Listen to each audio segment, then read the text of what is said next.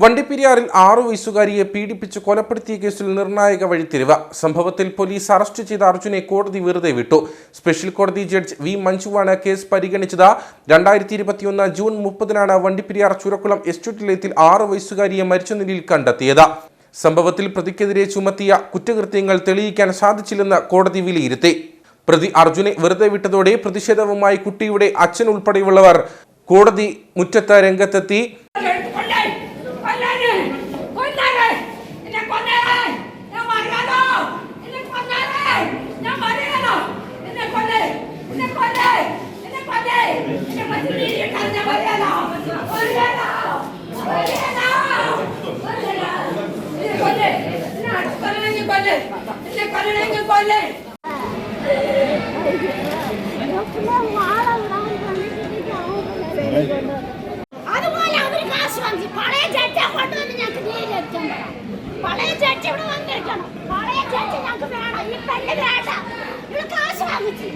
കേസിൽ പുനരന്വേഷണം വേണമെന്ന പ്രതിഭാഗം കോടതിയിൽ ആവശ്യപ്പെട്ടു.